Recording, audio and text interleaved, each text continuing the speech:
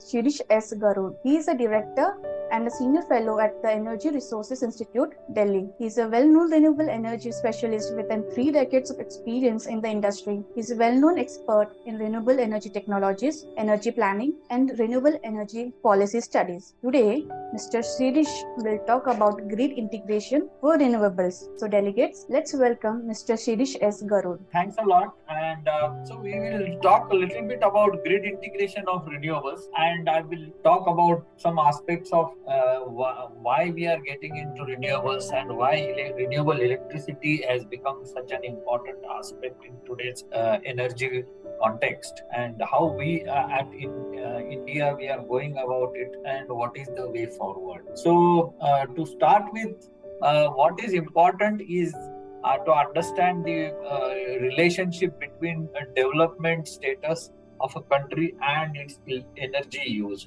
So this is the chart of Human Development Index, which is defined under by the UN with various parameters, and it's plotted for various countries with respect to their energy use on x-axis, and Human Development Index, which goes from 0 to 1 on y-axis. Now you will see all the developed countries like US, Sweden, Canada, Qatar or Kuwait or Australia. So all these developed countries have Human Development Index very high, between 0.8 to 1, and they have very high energy consumption per capita. And if you look at countries like India, Nepal, or in our or some African countries, the Human Development Index is slightly around 0.5 or 0.6, between that, and we have per capita energy consumption very, very low. Now, one aspect of this is also that the rich countries, the developed countries, also have a lot of energy wastage as part of their consumption. But barring that aspect, also per capita energy consumption is correlated to India Human Development Index. And currently, commonly used energy resources is fossil fuels like coal, petroleum, natural gas, and renewable energy or clean energy, which includes also in some aspect the nuclear. I have not listed it, but so solar, wind, bioenergy, geothermal, or ocean and marine energy, and others are basically the renewable energy resources. And now the energy utilization of particularly of fossil fuels have impacted our global climate, and the impact of that is that we are having a large emissions of CO2, which is also called as a greenhouse gas. And the impact of that is because of that, the average temperature of our climate is increasing, and if we don't limit it between 1.5 to 2, then we will have irreversible climatic changes, and which may result into flooding, drought, heavy rains, and other climatic incidences. And so this study from Intergovernmental Panel on Climate Change has clearly established this relationship. So suddenly, and this thing has been under discussion since 1972 Rio Summit, but I think it is picking up the momentum, and especially since 2015, or before that Kyoto Protocol, and then 2015 Paris Agreement, and now we are already people are negotiating the next agreement in Egypt in the COP27. So the whole point is because of the fossil fuel use, the climate change is accelerating, and to stop that, we have start using non-fossil fuels. And this is this is the period when fossil fuel, particularly coal and gas and oil, we started using after the Industrial Revolution, and we have seen that how the GHG emissions have been increasing. Now, if you look at future energy scenario, one need to do drastic action in terms of emission reduction from all the sectors, and energy, which emits roughly 60% of the global greenhouse gases, need to be replaced. And that energy transition is something which is responsible for large scale of use of renewables. And if one is looking at a couple of slides from Global Renewable Energy Status Report prepared by the Renewable by RN 21 organization, this is an annual report, and the latest report shows that renewable today are about 28.3% of global electricity mix in 2021, and with solar and wind providing more than 10% of world's electricity for the first time. So, and in India now, we are also at the more or less same proportion in terms of installed capacity. However, generation is slightly less, maybe 7, 8 to 9% as of total our generation. But in terms of installed capacity, we are around more than 25%. Now, some of the critical numbers in terms of GHG emissions and percentage of renewables in total final energy consumption. 12% is basically, if you consider all other use of energy like thermal energy or cooling requirement, etc. And total demand for energy has been increasing by 19% between 2009 to 2019 in last decade. So that means as the countries, economies are prospering and population is increasing, so energy consumption will keep on increasing, and we have to address it through renewables in future. And in terms of renewable energy, electricity share, one can see here it is increasing, but if you see that the percentage of renewables in total energy consumption in certain sectors, but like transport, is still very, very low. Only in power it is high, and third sector is heating and cooling, both in buildings and industrial applications, etc. There also it is quite low. So one has to look at in terms of transport sector, one is pushing for electric vehicles and renewable hydrogen as a future fuel for transport sector, but still the penetration is very, very low, and that means one has to do a lot in this aspect.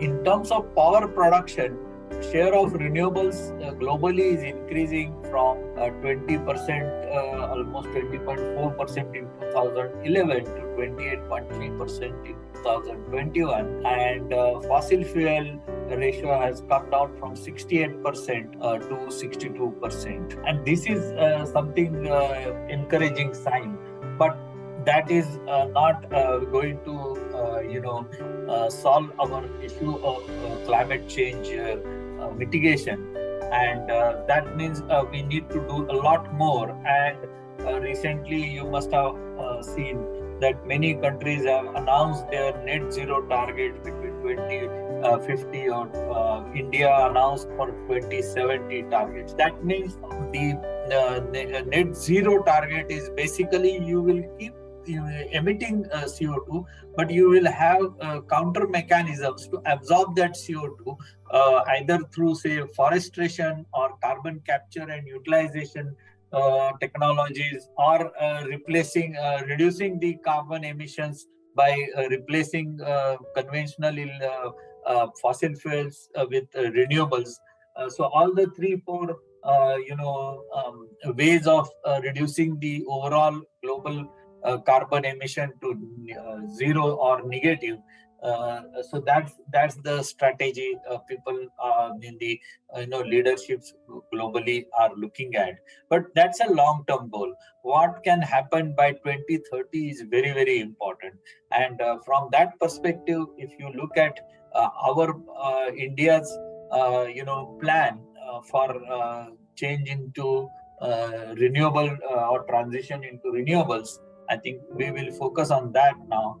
Now, just to give you a bit of perspective of how our energy or power sector has been, developing in different phases since our independence in 1947. So, 47 to 1970, post independence, it was basically focusing on supply adequacy. So, augmentation of energy or electricity generation plants, etc., was more, given focus. In 70s, addressing energy access crisis, because not all villages or all states were connected to electricity grid by that time, and energy access was one of the major issue. At the same time, in mid 70s, we have oil producing countries coming together in 1973 and giving an oil shock. They started controlling global oil supply, and that because of that, in 1980s, we looked at the government started aggressively looking at energy security and energy independence. So streamlining our national energy security was the phase where renewables started coming into picture. And in 1980s and 90s, a modernization of energy sector started in 1992 after the opening of economy. And next phase, after 2000, we had Electricity Act 2003, we have Energy Conservation Act 2001, and then we had now the climate mitigation related announcements, national climate change national program, NAPCC action plan on climate change in 2008 and 10, which has solar mission. So all these are different phases of how energy sector or electricity sector has developed over the period of 75 years since independence. Now, latest our announcements in Glasgow or post that is that we will get our non-fossil fuel energy capacity to 500 gigawatt by 2030. Just to give you a perspective, our current installed capacity is about 410 gigawatt, and in that we have about 175 gigawatt of renewable energy, including large hydro. And very small percentage of nuclear. But when we are talking of 500 gigawatt of non-fossil fuel energy, which is, so that means about 175 to 500. And that means our overall installed capacity will go by about, double, more than double. So it is likely to reach about 1000 gigawatt installed capacity, one of the largest grids in the world. And out of that, at least 500 gigawatt of renewable power will come into picture, and it will meet about 50% of our energy requirement till 2030. And this will, but this is not going to stop. Our renewable capacity will keep on increasing, and we plan to reduce our carbon intensity of economy by 45%. That means per measure of GDP, the current carbon intensity will be reduced by 45% by 2030, and our net zero target is by 2070. So we will have large percentage of renewables coming into picture. And as I mentioned, our driver for this energy transition is fossil fuel generated pollution, the economic burden on the economy because of import of fossil fuels. We need to look at energy independence because whatever happens globally, like you must have seen that currently the Europe is facing the problem because of Russia-Ukraine war, and those kind of energy crisis we don't want to see in future for us, and that is one of the reason why we are looking at renewables. And then, of course, the social development needs, which are basically access to clean energy and economic development in rural areas. So these are some of the drivers for us. Now, coming back to our today's topic of grid management. So Indian grid or power system for planning and operational purposes is divided into 5 regional grids. And presently we have total inter-regional transmission capacity about 112,000 megawatt, which is expected to enhance to 118,000 megawatt by 2022 end. And in 2013, the government connected southern region to central grid in synchronous mode while commissioning of Raichur-Solapur transmission line, thereby achieving one nation, one grid and one frequency. And our ambitious plan of having 1,000 megawatt of solar, 100,000 megawatt of solar capacity by 2022, we have green corridor for extending the grids to solar parks, etc. And we also have plan to have interstate and intrastate transmission scheme with 72,000 circuit kilometer transmission line and 28,000 MVA transformer capacity. So that's a huge development plan for grid management. And as a part of the issue with renewable energy integration, as you all know, main is the grid stability due to intermittent nature of solar and wind, because solar and wind generation is not in our hand. Although studies and data, we can fairly predict what will be the generation next 15 minutes or next 1 hour, but it's still a prediction. We don't have control on that. And currently our grid code says that we have to manage grid frequency between 49.85 to 50.5, and for that purpose one has to forecast the generation from renewable power plant on 15-minute interval, and to manage that is a big challenge. And for that, of course, one of the solutions is to have storage capacity integrated with renewable power plants, but that's still storage adds cost, and that cost is quite high currently compared to the cost of generation of electricity.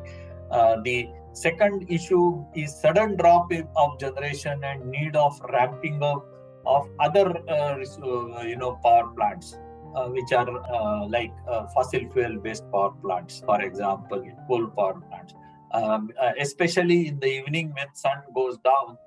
There is a sudden drop in renewable generation, or during eclipse, for example. And next issue is also the harmonics introduced due to renewables. And last but also not least, grids are not designed for two-way power plants. That means we can have solar rooftop systems on every household, whereas grid is designed in a certain fashion where power will flow from central power plants to the user points. But here, with the user points also becoming generation points, there is a two-way of electricity flow, and that can have safety and control issues with the grid. And so these are some of the grid integration issues. Now, as far as the prediction and management of renewable power plants is concerned, the government has established renewable energy management centers, REMCs, which are co-located with state load dispatch centers. And there are 11 of them has been established, and they are looking at around 55 gigawatt of renewable solar and wind. This is monitored through these 11 REMCs, and these are managed by the POSOCO, which has recently changed its name to grid operator. So POSOCO is basically in charge of our grid, and these REMCs are under POSOCO itself. And they have state-of-the-art forecasting of RE on different levels, such as state or regional and pooling station wise, etc. And so they have forecast service provider as well as weather service provider, so that because renewable generation is closely connected with the weather pattern, whether it is in terms of wind, when or wind velocity, etc. Or on solar, it is like cloud cover, etc. And these REMCs are helping the power plant operators in renewable generation scheduling and real-time tracking of generated renewable resources and close coordination with respective load dispatch centers for RE generation and integration with existing SCADA systems. So these are some of the functions of renewable energy management centers. Now the renewable integration has also, have other impact. These are technical impact as far as grid management is concerned, but there is a market impact. And the market impact is now typically one has, 20 years or 25 years power purchase agreement with the power plant and the user agency, which is typically either a large industry having access in open access mode or discoms, distribution companies which are buying electricity from the generator. But now the electricity is sold through green exchanges. So India has established now 3 power trading exchanges, and renewable power is now also now traded through these exchanges in real time and day ahead markets. And so green energy open access rules are also announced to facilitate third-party sale of green power. So this is a new market mechanism which has come out, and which has merchant power plants. So merchant power plants are the one who act like a merchant who sells when there is a need or when there is a demand. But conventionally, power is always sold with power purchase agreement with predetermined rates and commitments of how much power will be consumed in a time frame. For facilitating these green exchanges and all, one is looking at round-the-clock power plants with storage, solar, wind, and hybrid storages. So grid management and grid electricity market is also evolving a lot. We have these exchanges, and one can now, some states are going ahead with separate tariff for green power. So if a company wants to commit some, use of certain percentage of renewables in its, say, its management plan, it can directly buy that electricity from the distribution company by paying extra money for grid power. And so those kind of different market segments are also coming up with the renewables. So I will stop here. About just one couple of slides for TERI. We are a research institute, and we have technology products, we have policy advisory outreach, and we have technical services. And we have a network with a large number of research and other institutions across the globe. Thank you very much for your time, and I hope it is useful information for you. Thank you very much.